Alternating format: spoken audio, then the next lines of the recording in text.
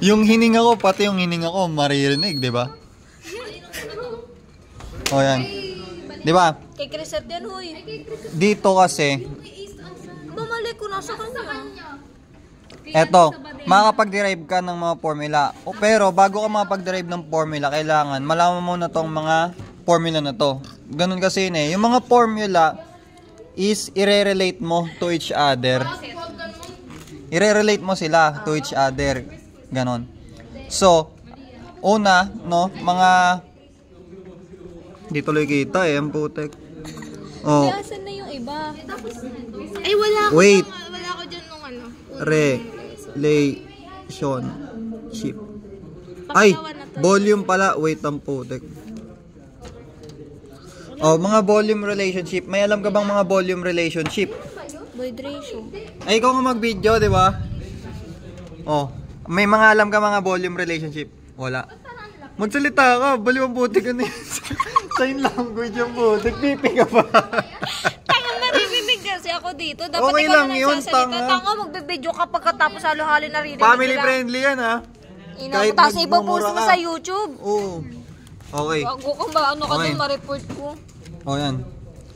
Ayan no, mga volume relationship, ano ba? Sa tingin mo? Tama. Yung total volume is equal sa Volume ng voids. Volume ng voids, tapos volume ng soil solid. yun. Volume ng solid plus volume ng Void. void. No. Mm. Tapos, oh, Mm. yung volume ng void equal siya sa volume ng water plus volume ng air, di ba? Ah. Ayan yun. Tapos, meron tayong isa pang volume relationship na yung void ratio, di ba? Volume relationship din yun. E, no? E is equals to Volume of, total volume. mali, hindi total Volume volume. voids. Volume of voids over volume of solid. Yan. Ayan, diba? Ito mga dapat mong nating matandaan, no? Tatlo na yan. Madadagdagan pa ulit. Isa pa ulit. Porosity. Ano? Porosity. Ano ang porosity? Nakalimutan ko. Ano? Volume of, yung sa porosity. Volume ng voids. Volume of voids over volume of water. Hindi, total volume. Okay. Ganon yung ano niyan, yung kung papansin mo may ano, may pattern, 'di ba? Sa E N, tingnan mo B B B B B S B, 'di ba? Yun. Ano pa? Ano pang Kasi, lalo na to. ano na Mahanap sa dito. may volume relationship? Lagi kasing given yung ano yun, unit. Unit Kunwari, then, ano, may ganito unit weight. May ganito ka. Meron. Unit weight. Wala. Mahanap mo na to. Hindi. Kuwari, Ano? S, degree of saturation, 'di ba? S is equal saan? Sa meron ka nito, meron ka nito, Oh. meron ka nito. Mahanap mo. Water content. Ewan ko. water content, mali. Volume ng water over volume ng voids. Okay. Paano ko natatandaan yung mga yan? May technique ako dyan kung paano ko natatandaan. Ito kasing degree of saturation. Nagagalit na si God. May ito kasi no, may ano to, may palatandaan ako pattern, dyan. oh. Ang ibig sabihin kasi ng saturation, inaalam dito kung gaano ba kadami yung tubig sa mga voids. Kaya ganyan yung formula niyan. Bakit? Pag fully saturated ang soil, no, ang S is equals to 1. Paano magiging S is equals to 1? Ano ibig sabihin? Ang volume ng water at ang volume ng voids is equal. So kung equal yan, magiging 1. Diba? Ibig sabihin nun, lahat ng water, volume ng water, napupunan niya yung volume ng voids. Kumbaga, yung volume na yan, na voids, no, na may butas, punong-puno yan ng water, walang matitirang iba pang volume. Ayun yun. Paano mo Water lang, uy. Oh. Bakit water lang yung volume of voids? Di ba may air pa yun? May air pa nga yun. Paano mo nga i-consider na may air yun kung puro pwede water mong lang i-break, yung sinasabi? pwede mong i-break down yung volume ng voids into this. Kung gusto mo. Pero kung ayaw mo, wag na. Pwede rin naman. O pwede yung palabasin. Ganun mag-derive. Ayan. Sabay, meron pa. Pagtapos ng volume relationship, meron namang weight relationship. Ang weight relationship naman, Unit weight. sabihin ko na lang, ayun na lang, weight relationship. Anong may weight relationship natatanda mo? Unit weight. Unit weight. Eh, yung taas na sa'yo, ibig sabihin. Oh. Unit weight. Tama naman. Kaso nga lang ano yun is unit weight, di ba? Specific gravity, di ba? Specific gravity, o. Hindi, pwede yun. Gamma ng Kaso dito kasi, substance nakalagay dun sa or ng soil, kung ano mong gusto mong tawagin dyan. Tapos gamma ng tubig, unit weight, di ba? Yan. Sabay ano pa? Ano nga yun? Moisture content, weight Yun lang ng ano mo. water sa weight ng Total. solid. Yan. Itong mga formula na yan, gagamitin mo yan para makapag-form ka na naman ng maraming formula. Pag hahalo-haluin mo yan, magmi-mix-mix ka ng mga formula. So, Ulit nga. yun. Okay, game. Dito na. Tapos, pagtapos na ito, no, magisimula ka na, mag-a-assume ka na. Ayun na. Assume ka na. Assume is volume ng solid is equals to 1. So, anong gusto mo? May hangin o wala? Sabihin na lang natin, walang hangin, no? No air. Kumbaga, polysaturated. Ganon. Or pwede rin naman, may air, di ba? O, no air muna. No air. Sabihin nyo ito yung online na. Eh, di, ibig sabihin yan. Saturated, di ba? Yan. So, kung polysaturated, yan. Gagawin mo yan. Gawa tayo ng, ano, ng ganitong table. Sabihin natin ito. Soil. Ito ang solid. Water na. Volume ng solid, di ba? Is equals to 1. Review nga muna ako dito. Susunod ako. Ito, anong total volume mo? Kung volume ng solid is equals to 1. Ano? Volume ng Di ba ang solid total yung plus volume? water. Ito, volume ng solid. 1 daw to. 1. Hydraulics yung nag-short list ka. Total volume is, volume ng solid is 1. O, lagay natin dito. Sabi sa'yo that nag-high. Volume ng solid is 1. Eh, ano yung volume ng void? Paano natin malalaman? Malalaman natin yan dito. Kasi, ayun, may volume ng void at may volume ng solid, di ba? Mapapansin mo. So, eto, E, no, is equals to, volume ng void is equals to volume ng solid. Volume ng solid mo is equals to 1. So, 1. So, ano ibig sabihin nito? Volume ng voids is equals to ilang. So, ang volume ng voids is E. So, eto, yung volume ng voids pala is E. Ano ibig sabihin? O, yan. Total volume is 1 plus E. Diba? Kaya yung mga nakikita mo na 1 plus E na 1 plus E doon sa mga formula, eto lang yon, total volume lang pala ibig sabihin nun. Paano pag 1 minus E? Iba, hindi, 1 minus N yun. 1 minus Ay, N. 1 Ano minus naman N. yun? Condition Forest. naman yun na total volume is 1. Ang total volume naman is 1. Ganun ang condition yun. Pero, another upload yun, no? Another upload. Abangan So, sa next eto. upload. So, paano yan? Volume lang. Puro volume pa lang nakuha natin. Paano weight ng, solid das weight ng void? Ano? Diba? Weight ng solid, weight ng void. Pero in this case, weight lang ng water kasi punong-puno lang ng water to eh, diba? Wala namang air. Wala rin naman weight ang air, diba? So, weight lang ng water. So, ano naman ang ang weight ng solid, no? Paano natin makukuha yan? Sa tingin mo? Total volume minus ano? Tingin ka rito, saan makukuha to? Alin yan? Saan ka may makikita na weight ng solid dyan? Ganun lagi ang tanong mo. Sa mga formula na to, saan may weight ng solid? Yung sa V. Sa? Sa V. Weight ng solid. Ito puro volume relationship okay. lang yun eh. So dito ka lang titingin sa weight relationship. Dalawa lang pala ang pagpipilian mo. Doon sa may GS. Dito. May volume ng solid dito. Oo.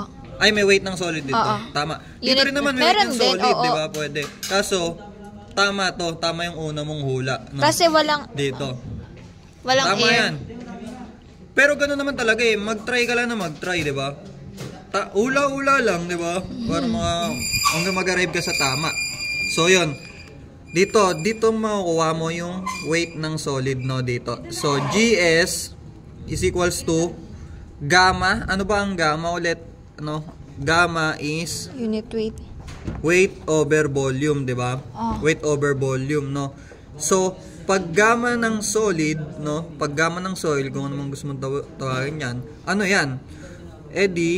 Kung gamma ng soil, weight ng soil over volume ng soil. Ang volume ng soil, 1, di ba? So, magiging ang gamma ng soil is weight lang din ng soil, di ba? So, gamma ng soil is weight lang din ng soil. weight ng soil over gamma ng water. So, ano mang, kunin mo rito. I-transform mo to in terms of weight ng soil, di ba? Magiging weight ng solid or weight ng soil is GS gamma water. O, di ba? Nakuha mo na agad yung weight ng solid. Ano pala? GS gamma water. Di ba? Kung mapapansin mo, yung sa mga formula, palaging magkadikit yan, GS gamma water. Bale, weight pala ng solid lang yun. Sabay, ano naman, paano mo makuha tong weight ng water? Weight naman ng water. Saan ka may nakikita ang weight ng water dyan? Ay, nasa water Dito. content. O, di ba? Diyan mo na gamitin yan. Ito na ngayon gagamitin mo. Moisture content or water content, kung ano man gusto mong tawagin dyan. Di ba alam mo na yung weight ng solid? Substitute mo na lang to. GS gamma water. Kunin mo yung weight ng water. Hindi nakita. Ay. Uy, gagawin din nakita. Bobo na ito mag-record eh. Tanga na mo. Ito. Tut! Igano mo na to. Sayang yung views. Hindi nakikita. Gagi, ano mo naman to, i-filter mo, may tut. Ganun. Okay na. Sige. Moisture content times GS gamma water. Disclaimer lang po, no? Kaya ko po ginagamitan ng masamang salita kasi friends po kasi ni Nicole. Yan. Okay. Eto na. Yan na pala yung yung weight ng water. GS gamma water. Kung mapapansin mo, may pattern din yan, no? Pag solid, kung makikita mo lang, wala lang yung water content. Pag water, nagkaroon lang ng water content. Kumbaga, pag tanda mo na yung sa solid, tanda mo yung solid, GS, GSW, parang Golden State Warrior, di ba? Pero gamma siya, gamma ng water. Tapos dito naman, nagkaroon yung GSW, nagkaroon ng water content. Yun. Yan lang yun. Pero, in this condition, no, ang assumption is volume ng solid is equals to 1. Ng assumption na yan. So, paano to? Eto na, makakuha mo na yung formula. Dito ka na mag-isimula sa gamma. Halo-halo naman. Diniderive natin pala rito yung yung siewages o yung GWES na formula. Yun. Eto. Yung weight, total weight pa pala, no? Yung total weight pa pala. Total weight, no? Total weight is equal saan? Weight ng solid plus weight ng water. Wala dyan yung weight ng air, no? Kasi walang weight ng air. Weightless. Ito, gagamitin natin to pag-derive. So, ito, yung weight na to sa unit weight, no? Pag sinabi pa lang ganito, pag unit weight na ganyan, tapos walang nakalagay kung walang subscript na S, no? Ibig sabihin kasi, di ba, pag D, dry. Ito, total, tama ka. Yun. So, ito, i-re-rate natin yung total weight ng weight ng yun. Alam na pala eh. Plus www.com. Over siya saan? Total sa volume. Total volume. Which is VS plus VV. Re-rate mo rin yan, no? 1 plus E. May 1 plus E. Yan, re-rate. Ayun, nakikita mo na, di ba? Parang ito na rin yung formula na yun Etong WS, substitute mo yan yung WS, GSW, di ba? Golden State Warrior plus gamma water plus water content, Golden State Warrior, over 1 plus E. Ano mo dyan? Pwede ka dyan, mayroon silang common factor. Meron silang common factor, di ba? In dalawang term na yan, magpa-factor out ka ngayon ng Golden State Warrior, no? Yun.